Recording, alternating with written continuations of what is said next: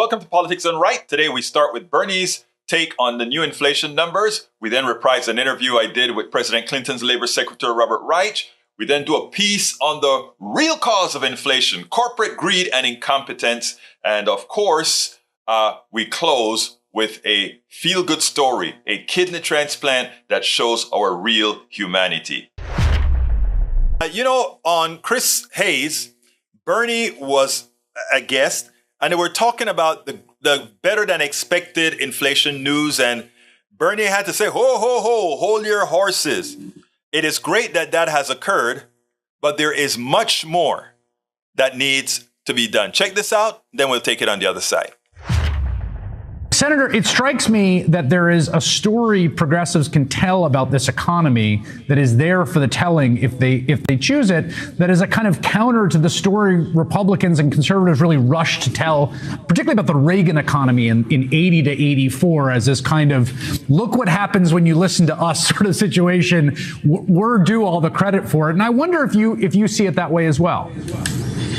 Well, I think there is some very good news. Inflation is causing a lot of pain in this country. Very good news that it's going down. We're seeing some really good job growth, especially, Chris, in areas like manufacturing, where we have seen significant declines in manufacturing jobs for many, many years. And I think as a result, by the way, of many federal programs, we're putting more cash into the pockets of working people.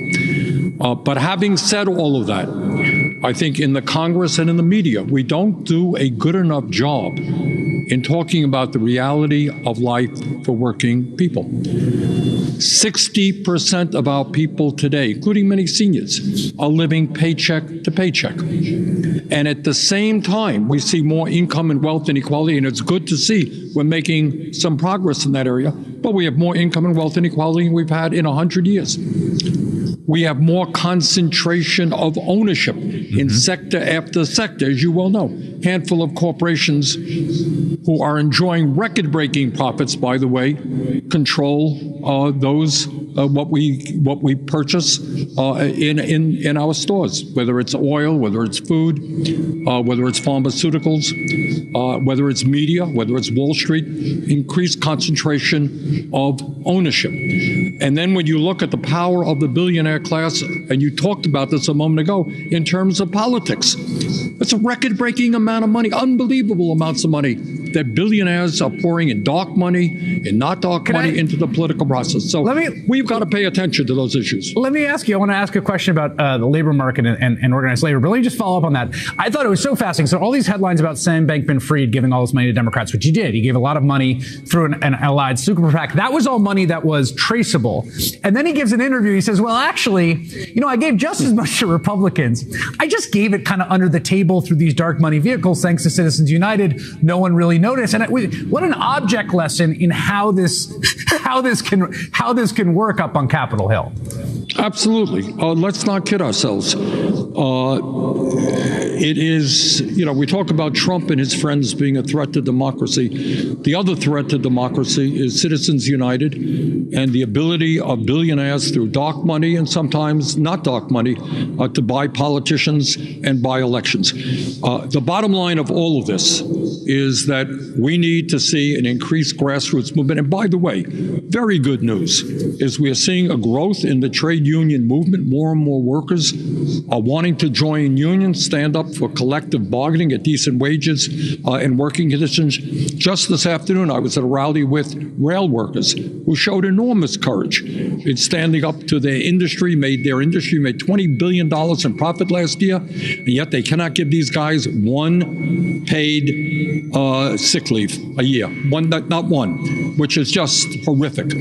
So what we have got to do, and I hope to do as chairman of the Health, Education, and Labor Committee, is tell the people who run Starbucks, tell the people, Bezos and others who run Amazon, you know what? Stop the illegal anti-union activity.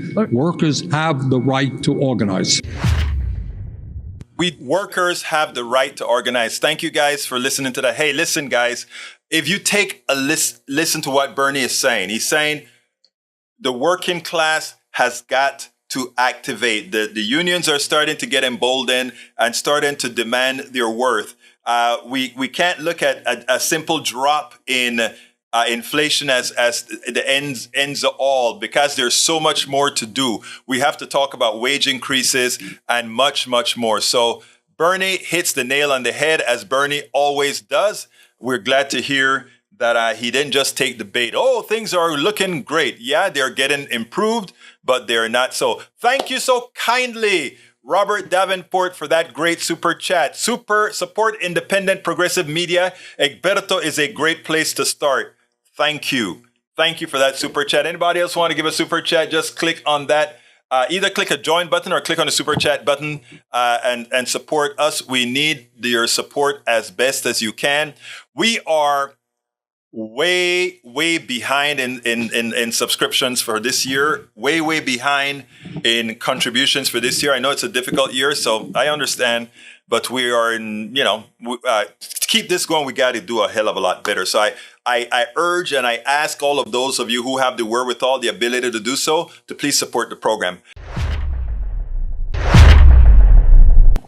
I've been talking for a long time about our economic system being rigged. And in fact, I wrote the book, How to Make America Utopia, Take Away the Economy from Those Who Rigged It.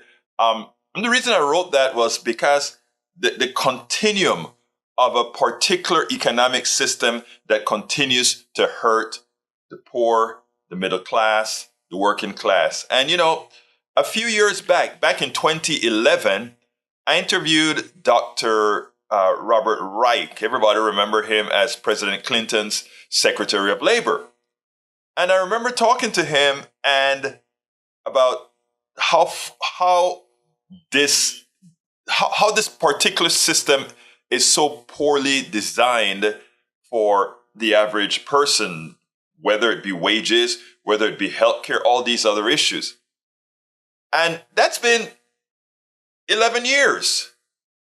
So I want you to listen to this interview and notice how much stayed the same in 11 years where we should have had some sort of progress. And that brings one to the conclusion that it is not the people, it is not the government, it is the actual result of the economic system that we have. And the only solution, well, we'll talk solutions after this interview. Listen to this, and then we'll take it on the other side. Welcome to a special edition of Politics Done Right. I'm your host, Egberto Willies, and today we're honored to have Professor Robert Reich, President Clinton's Labor Secretary and author of the most informative book, Aftershock. Aftershock is one of those books that when you pick it up, you don't want to stop reading.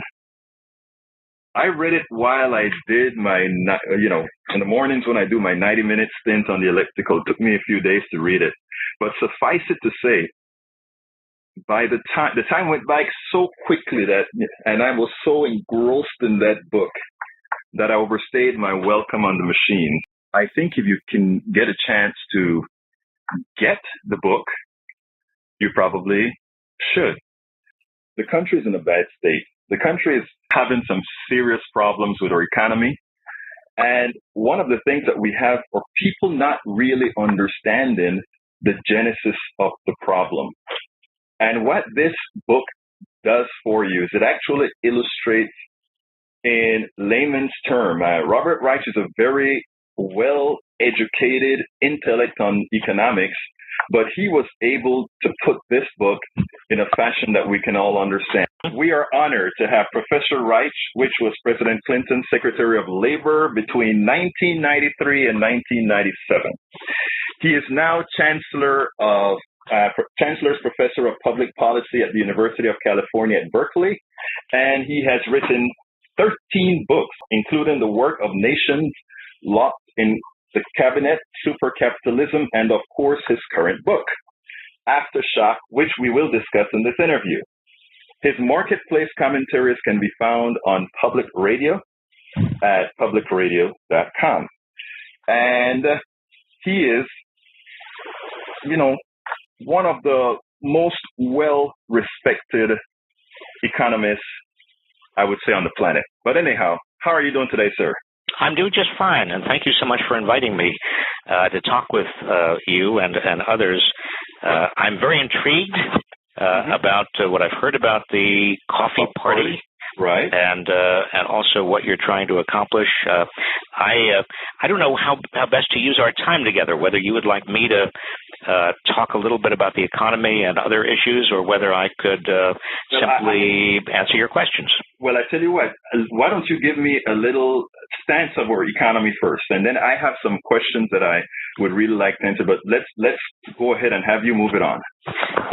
All right. I mean, the central problem we face right now is not the long-term budget deficit. That is important. It couldn't be and should not be ignored. But right now, the issue is jobs, wages, and economic growth. And almost all our efforts in terms of public policy, and in economic terms, that really refers to monetary policy at the Fed, and also fiscal policy with regard to taxes and spending. Almost all of our policies really do need to be oriented toward growth and jobs and wages. Europe is struggling with exactly the same, in fact, a fiercer form of that tension. Europe is dealing with its debt problems. In my view, it should be dealing with jobs and wages and growth. Because if you don't deal with what is most important, and that's jobs, wages, and growth, your debt problems become even worse. If you don't have a growing economy and people don't have jobs, they're not going to pay taxes. Businesses cannot pay taxes if the economy is not growing, so you have no government revenues. And if you have no government revenues, your debt problem invariably becomes larger and larger. So when President Obama advanced his jobs program last week, it really was critically important in terms of framing the public debate around jobs and growth. I worry a little bit, although I applaud his move this week to ask the rich to pay their fair share with regard to reducing the debt load.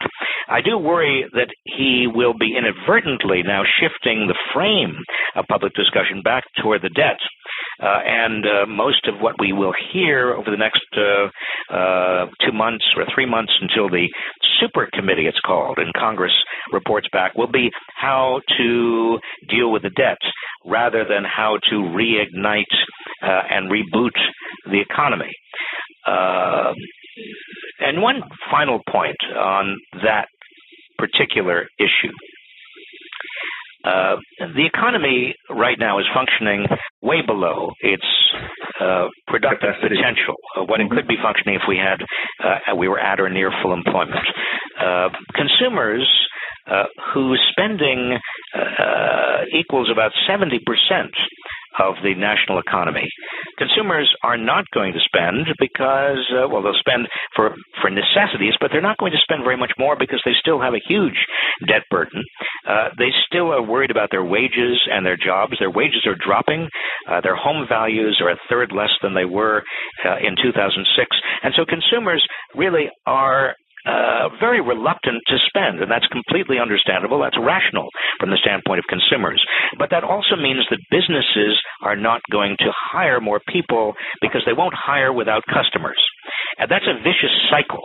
The only way out of that vicious cycle is for the purchaser of last resort, and that's government, to come to the plate, to actually boost the economy through spending on infrastructure, on education, on what I would like to see, a Works Projects Administration and a new Civilians Conservation Corps for the long-term unemployed, on all sorts of things, including helping states, so states don't have to continue to lay off teachers and firefighters and police officers and social workers and others who are so essential to the middle class and the working class and the poor.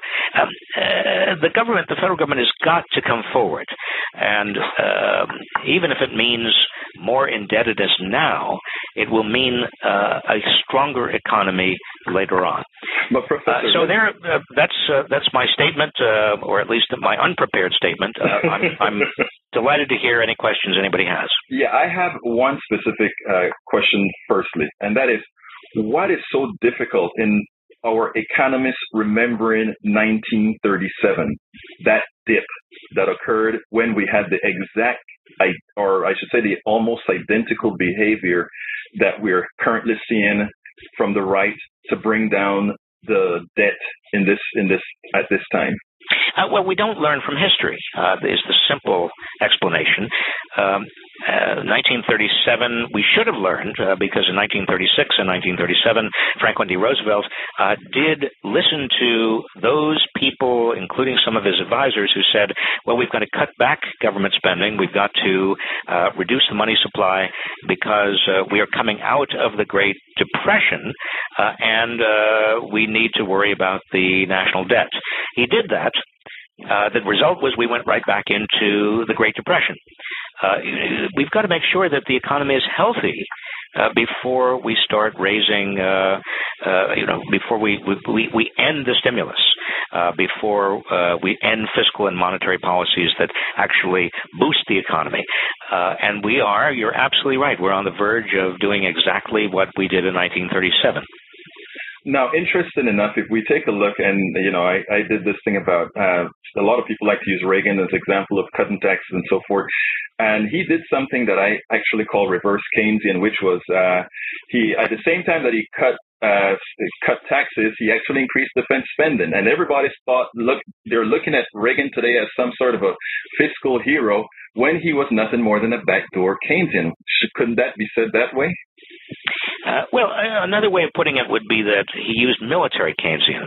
There you go. I mean, that Ronald Reagan and to a certain substantial extent, George W. Bush, they spent huge amounts on the military, providing a giant Keynesian demand-side boost to the economy.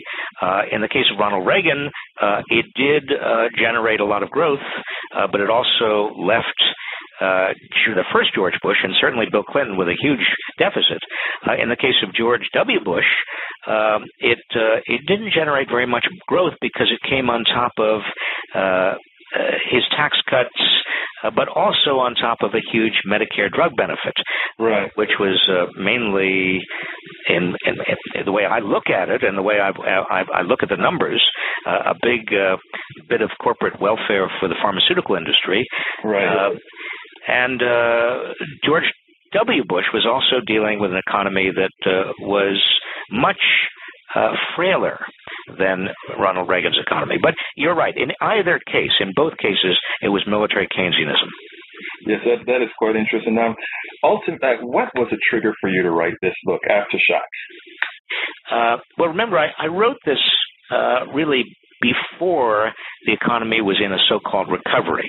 Right. And I worried, this was in 2009, I worried at that time that we wouldn't really have much of a recovery because the vast middle class did not have very much of the national income. So much of the national income was still going to the top that the vast middle class wouldn't have enough purchasing power to keep the economy going.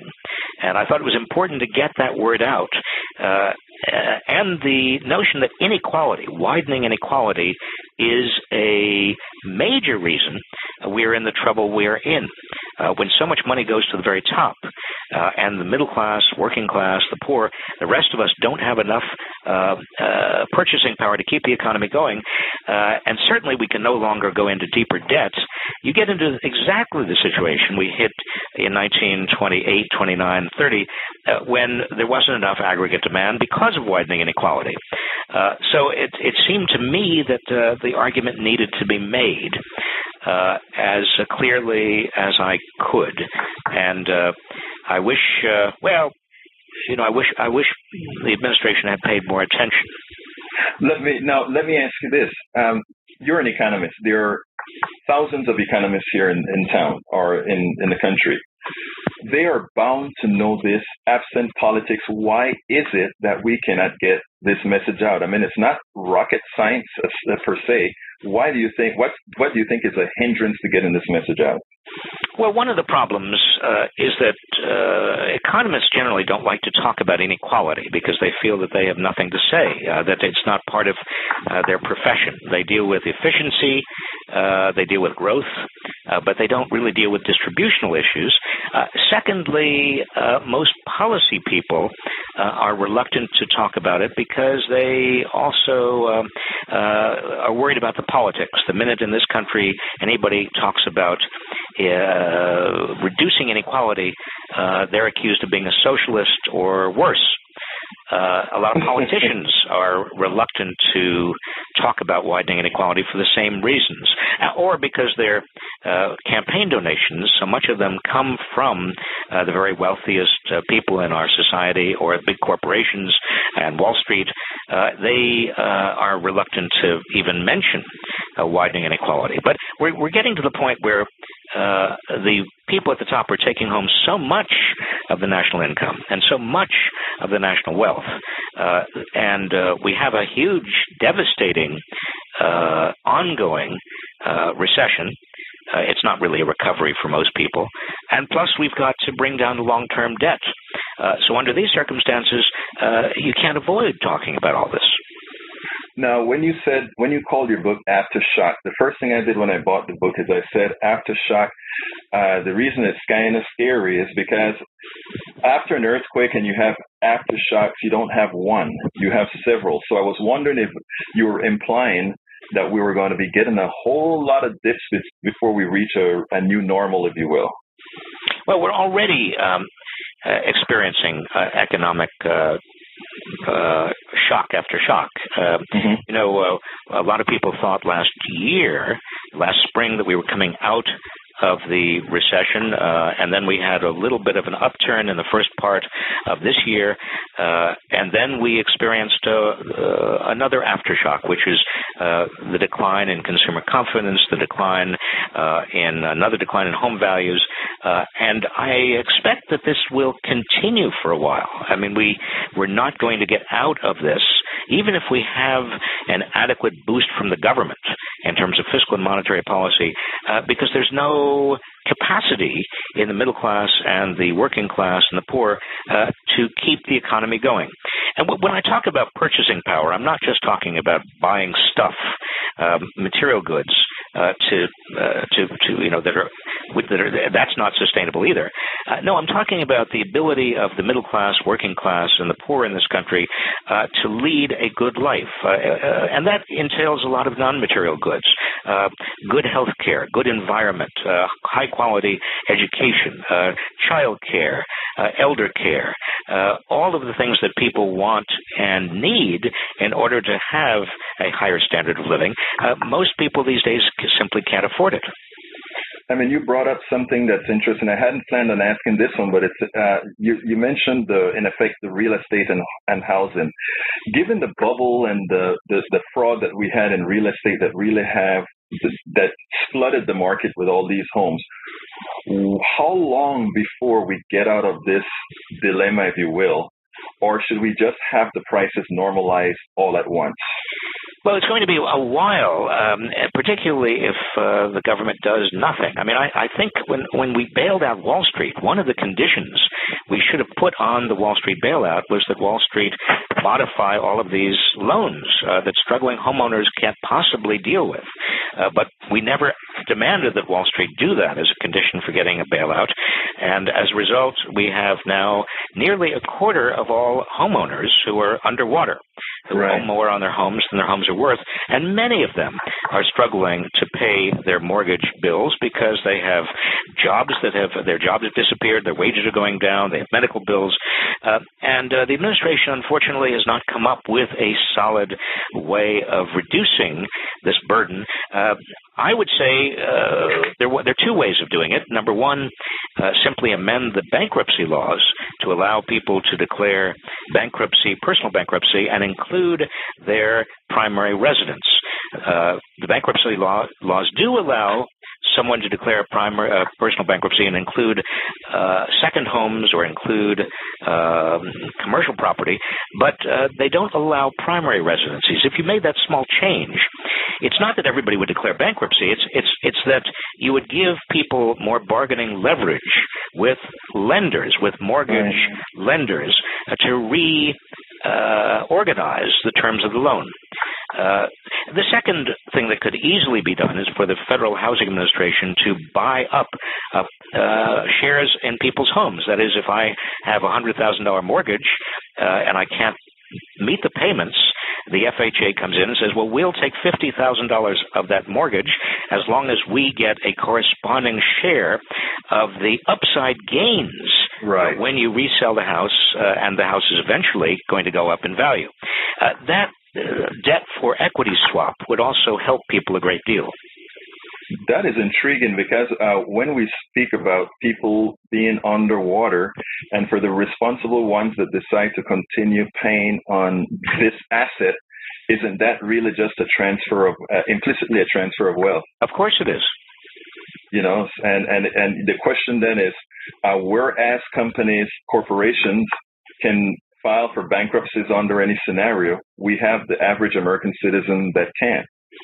And again, debt equity swaps are done all over the place. I mean, we're not giving people handouts, but if somebody can't meet their mortgage payment, it seems to me entirely reasonable for the federal government to take over part of that cost, as long as the federal government and taxpayers get the upside gains.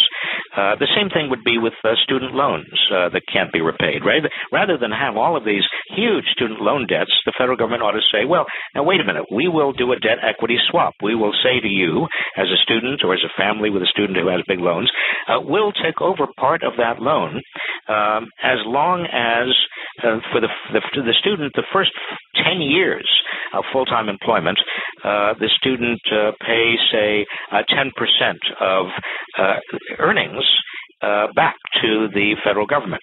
That would be kind of an equity stake, in other words, in the student's future earnings.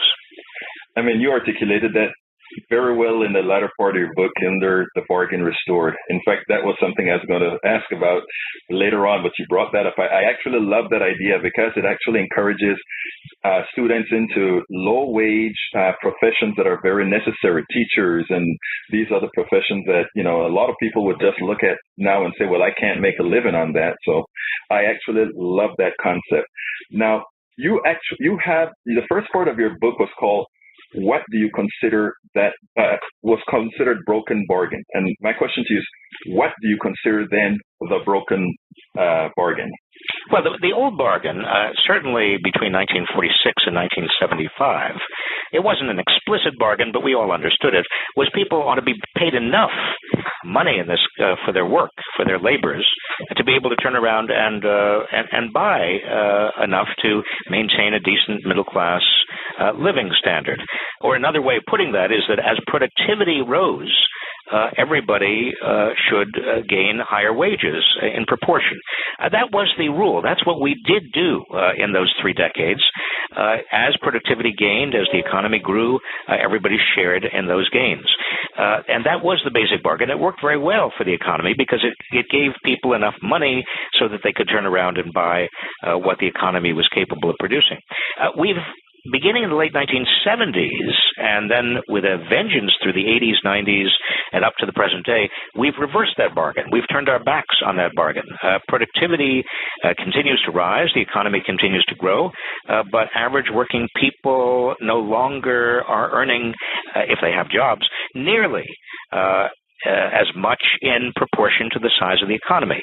They actually, many people, many male workers, for example, are earning less than they did 30 years ago, adjusted for inflation. If you're a wage earner, that is, you're paid by hourly wages, you are almost certainly paid less today than you were paid 3 decades ago, adjusted for inflation. Again, by breaking that basic bargain, we are shooting ourselves in the feet because we find we have this crisis of aggregate demand. The average average working person, if you add up all the average working people together, the great middle class, working class, poor of America, there's not enough purchasing power to keep the economy going.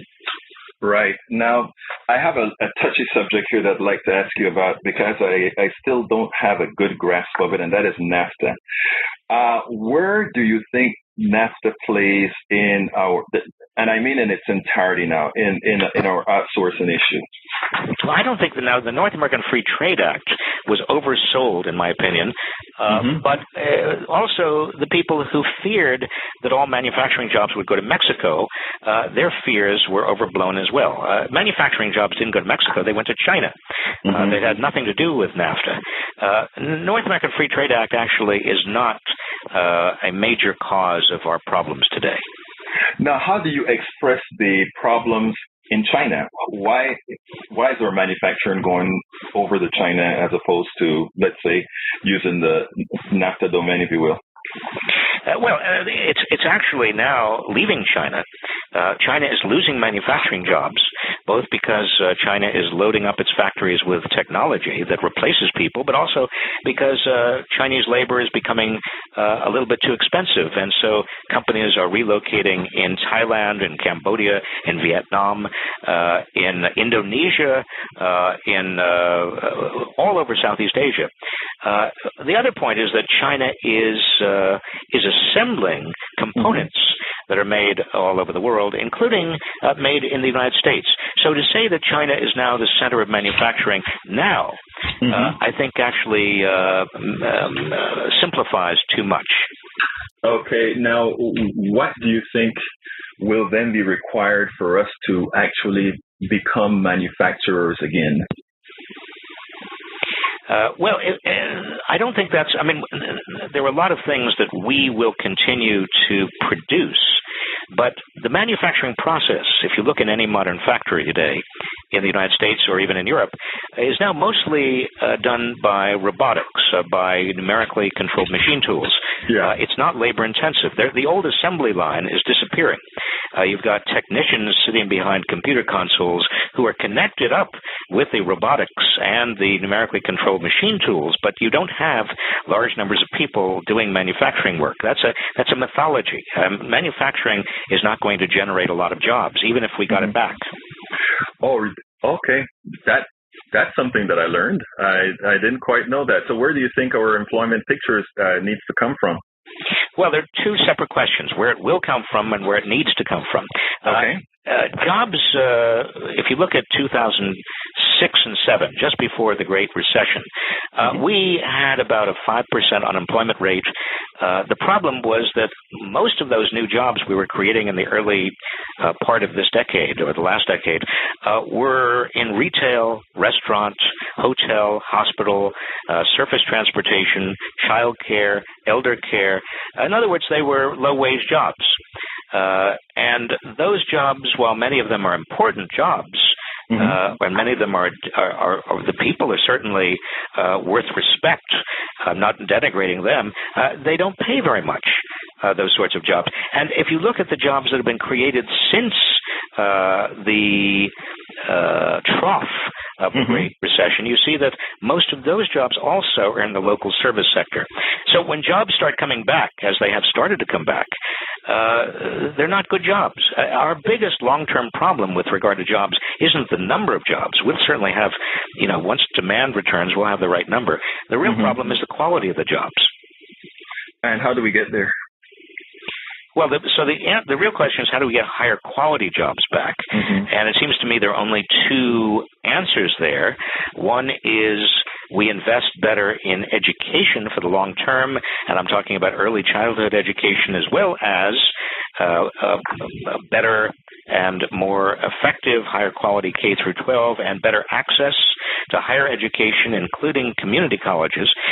But also we have stronger unions because stronger unions give people, whether they are have had higher education or not, stronger unions give them more bargaining leverage in terms of getting a portion of the gains from growth and productivity growth in particular.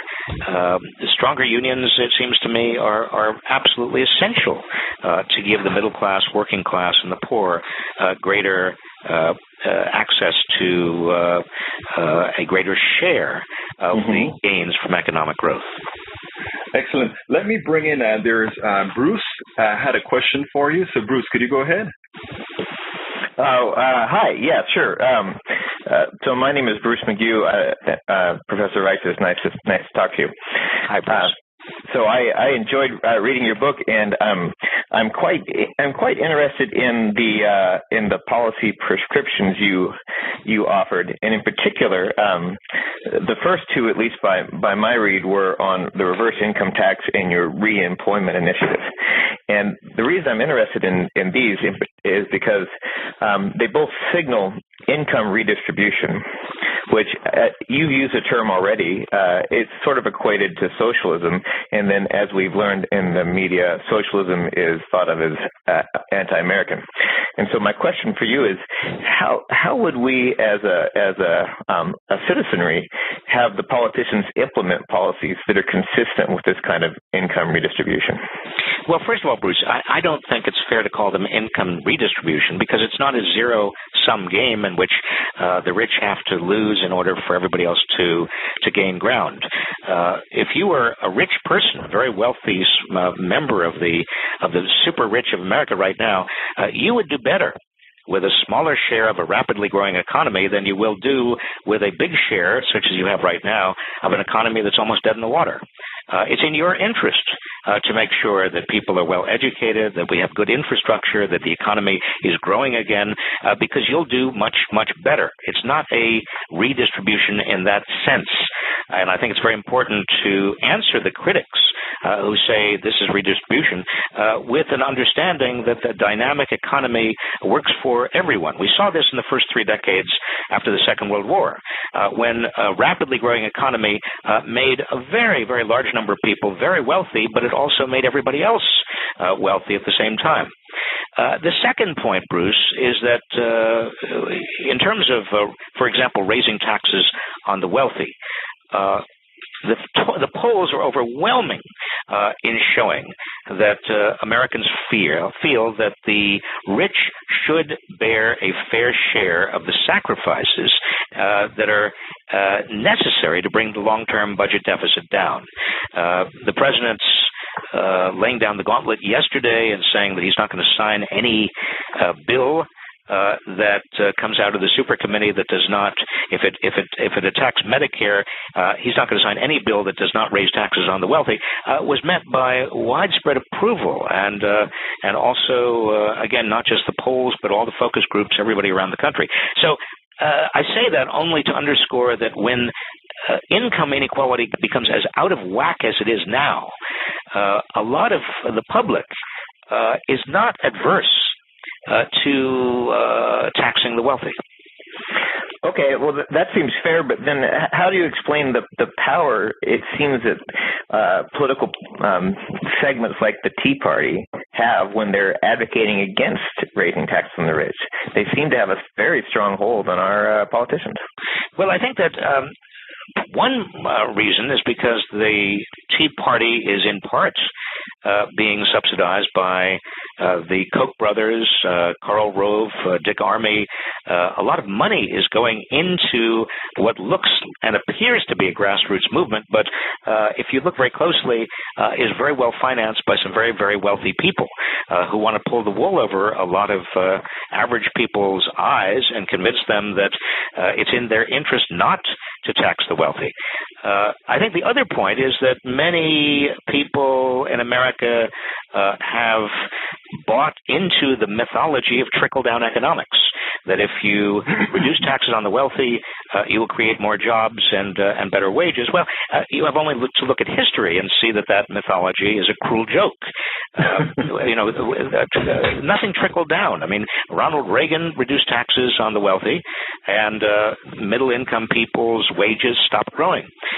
George W. Bush reduced taxes mostly on the wealthy, and the median wage started to actually drop.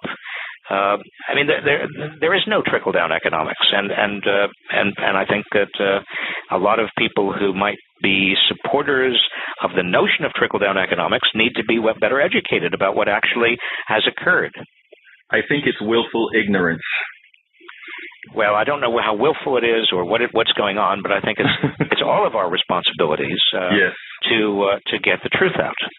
Now, I have one more person that would like to get in, and that is Bob Weil. Bob, are you there? Yeah, I'm here. Go ahead, Bob. Hey, Bob. I don't think we've really touched base since probably we might have seen each other occasionally at Dartmouth, but you interviewed me to get into Dartmouth, so that I give you points for because it was one of my more fun times. Oh, but, good. I was worried that you were going to say it was a terrible experience. No, I probably did not take full advantage of the academic opportunities, though. But my biggest concern is that right now we seem to be concentrating on jobs and getting an economic recovery, but it seems to me that the real strengths of free enterprise and capitalism have been seriously compromised on for quite a while, whether it be derivatives, which basically have turned the concept of people investing into companies that they really believe in long-term into speculating or gambling on what a stock's going to do short-term, or Wall Street bashing companies for having a long-term vision, like putting emphasis or equal emphasis on employees versus their investors, and rewarding productivity. They seem to prefer to see layoffs and outsourcing, and don't mind seeing huge amounts of golden parachutes. Or for another, I know I'm kind of going on, but advertising and marketing seem to have trumped quality, goodwill, and word of mouth in terms of how the whole free market should make the cream rise to the top, right? And so I'm kind of asking, how do we reward productivity and adding social value versus rewarding whoever's best at gaming the system? That's a big question. A lot of it has to do with finance. The biggest games in the system correspond with the rise of financial capitalism as opposed to product capitalism, and that occurred starting in the 1980s with all of the takeovers and the leveraged buyouts, and has continued right up until the implosion of Wall Street and beyond. We had a great opportunity to reinstitute what's known as the Glass-Steagall Act. Unfortunately, the Clinton administration was responsible in part for getting rid of that, but that separated commercial from investment banking, and that reduced a lot of the gamesmanship that you are talking about. Not all of it, but it did reduce it. And unfortunately, when the opportunity came to reinstitute it, we didn't. We came short of that. The regulatory financial reform measures we've passed so far have still very, very big loopholes large enough for financial investment bankers and hedge fund managers to drive their Ferraris through. So Exactly. I think it is a huge problem, but I think we've got to work very, very hard for sane separation of investment and commercial banking, and thereby sane financial reforms. Professor, thank you very much. I want to thank you all for your time and your interest. And I hope to see you at the Take Back American Dream. Great. You have a good day now. Thanks all. Thank you very much. I hope you enjoyed listening to Robert Reich, Dr. Robert Reich. But the sad part about it is the more things change, the more they stayed the same. As I mentioned in the beginning of this particular issue, this interview, it is not the government, it's not our people. It is a flawed design of our economic system that lends itself to what we see in occurring in our economy, an economy that hurts most. I mean, when people are doing well, they're really not doing well. I mean, they're living on credit. They're living on from paycheck to paycheck. Most of Americans are never, ever doing well. They may be a bit comfortable, but they're never doing well as hard as they work. What we need, as we've spoken about many times, as I've mentioned in the book, How to Make America Utopia, take away the economy from those who rigged it. What we need is not reform, but a revamping of the stakeholders in what makes an economic system. And that needs to start sooner than later. And the only way for that to occur is for us to ensure that we vote in primaries. And in the primaries, we elect progressive people who believe in moving us into an economy that serves us all. And then in the election, the actual major election, you elect those progressives that you elected out of the primaries. There's no shortcut. To change this economy, we have to change people. And the people we have to elect have to be people who are not bound to the moneyed interest, but who are ready to serve you. As usual, Ali Velshi did an excellent job bringing into the fold subjects that most of the mainstream media refuse to handle in detail, as he did here. Of course, we were talking about inflation and whether the corporations are trying to gouge Americans.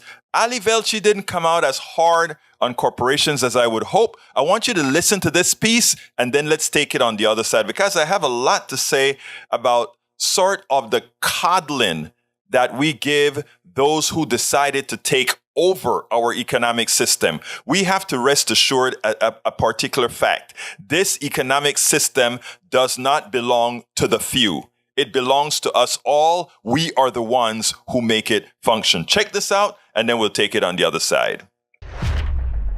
According to Moody's Analytics, a typical U.S. household has spent about $445 more each month in 2022 because of inflation compared to last year. Now, on the show, we routinely delve into the various factors that drive inflation, the rise in the cost of raw materials and labor, the cost of energy to make things and the cost of transport to ship them, supply chain issues, even the war in Ukraine. But there's another factor that's often overlooked: corporate profits. When inflation is high, companies may raise their prices to pass the increased prices that they pay to consumers without cutting into their own profits, and that's understandable. But sometimes, without us fully registering that they're doing it, companies take advantage of high inflation by using it as a cover to mark up products even higher than what would be necessary to recoup the higher costs. For example, during an investor call, the CEO of Kroger said, quote, "We view a little bit of inflation as always good in our business. Look at AutoZone. It saw earnings jump 13% in the fourth quarter. And during an investor call earlier this year, its CFO referred to inflation as, quote, a little bit of our friend in terms of what we see in terms of retail pricing. Procter & Gamble raised prices by 9% in its latest quarter. Why? Because it can. According to the CEO of Groundwork Collaborative, a group that tracks corporate earnings, P&G admitted its strategy of keeping prices high to boost profits on an investor call. In fact, corporate profits in the non-financial sector hit record highs this year following a 2-quarter dip in 2020. Quarterly profits have surged over 80% ever since, not to mention the sheer number of high-profile mergers and acquisitions that we've seen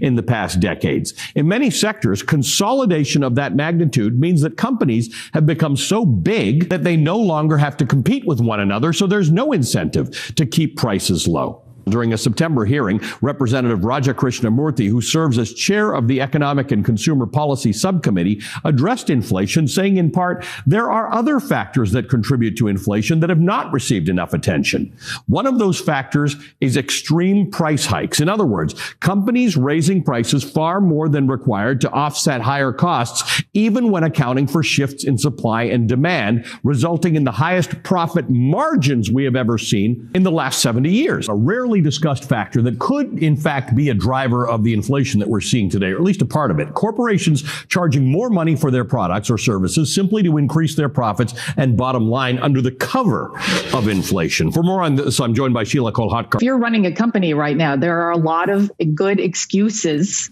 to raise prices. As you mentioned, costs of all sorts of materials have increased due to disruptions in the supply chain. We have a war going on in Ukraine. We're still dealing with the effects of a pandemic. And then, of course, something happened that we've been waiting for years, which is wages for average workers finally started to go up. So households have more money to spend. So the question then becomes, why do they have to raise prices quite so much as they are? If they're really making 8% more money than they did last year, then obviously they've covered their own costs that have increased due to their own inflationary pressures. Then you have to look at the fact that, we live in a capitalist society and most corporations think that their only duty is to maximize returns for their shareholders. Corporations especially don't have a ton of credibility in the market right now. I mean, people have come to not trust them. And as you mentioned earlier, in fact, there have been so many huge mergers in so many areas that even before this inflation spike, a lot of companies were aggressively raising prices because they have almost monopolistic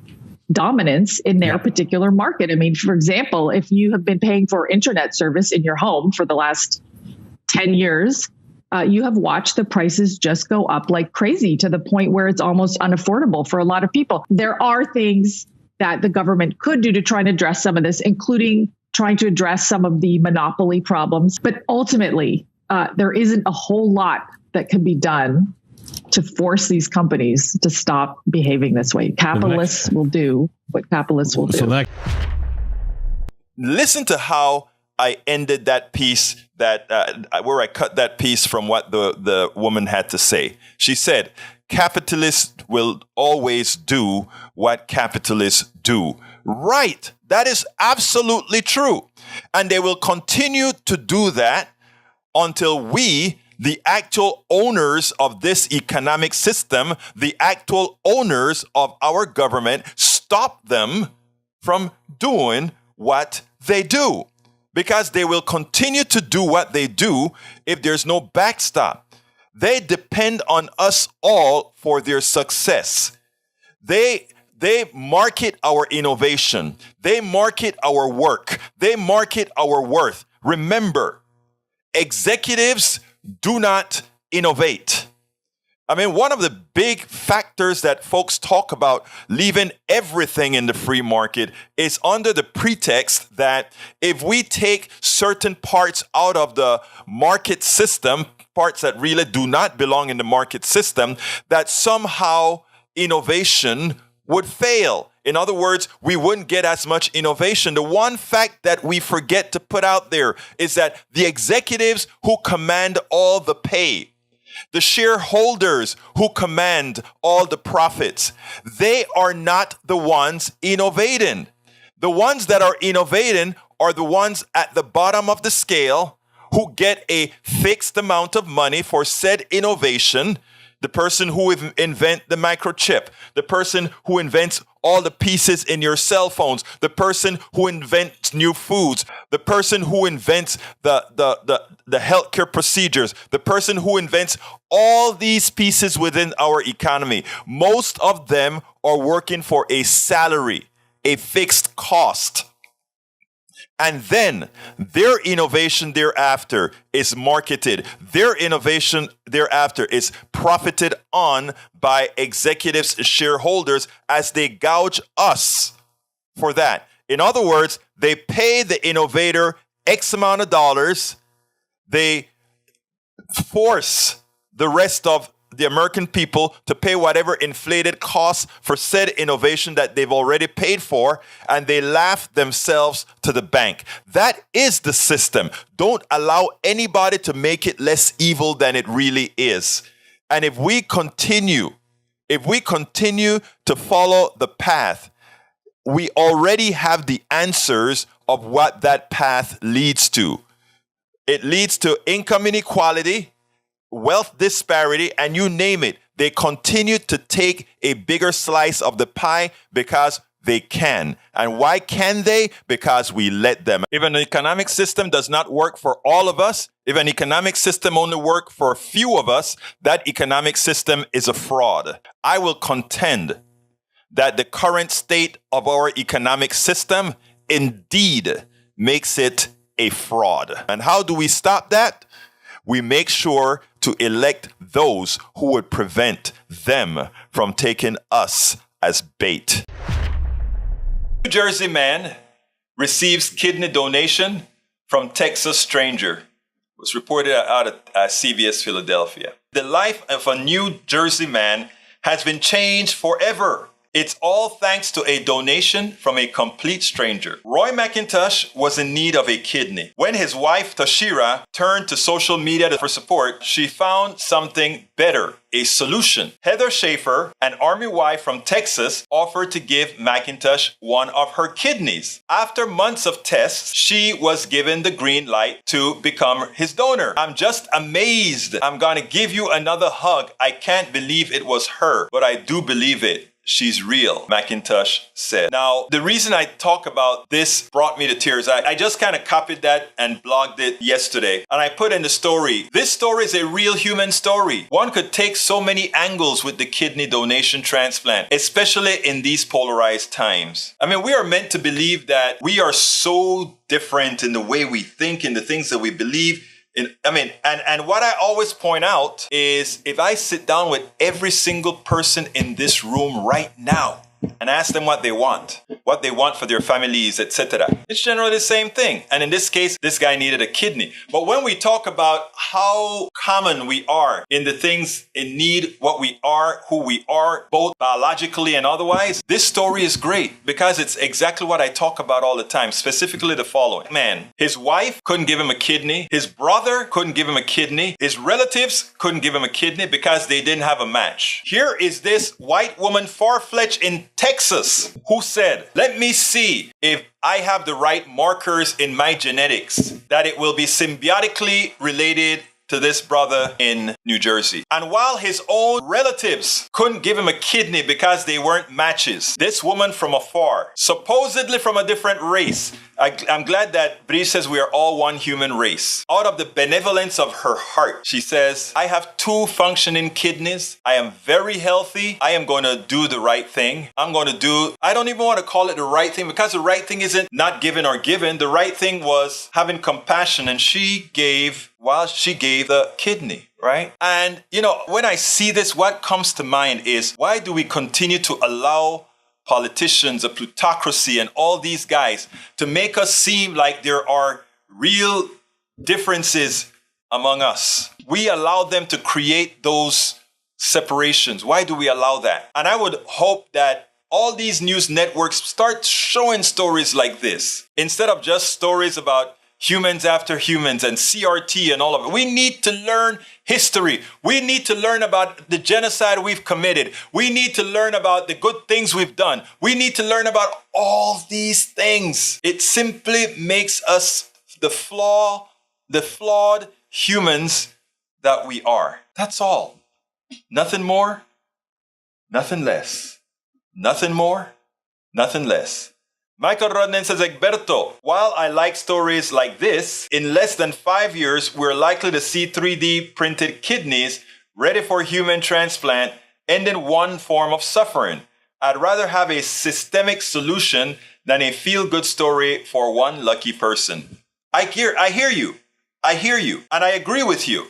Brother Rudnin. But what I'm saying, notice what I said in my header, in my lead. I said, this story is a real human story. One could take so many angles with this kidney donation transplant, especially in these polarized times. While this is a kidney story, a healthcare story, the bigger story to me that has created trouble all over the land is the commonality of these two people that our society would like to make very different when they're not that different at all. I hope you enjoyed the program today. Please continue to support our programming. You know that we have a lot of work to do, so please support Politics Done Right. We spend a lot of time deconstructing the news, trying to parse it into a form that everybody can understand. We try to find those little nitpicks where it flies above the fray, etc. If you really like these videos that we do, I want to ask a big favor. Please go ahead, number one, subscribe to our channel, and number two, please join if you can. Thank you so kindly for watching. Keep watching. Please remember to share. We must populate the entire internet with our progressive message, a message that we know is what most Americans say that they want. So help us, please join.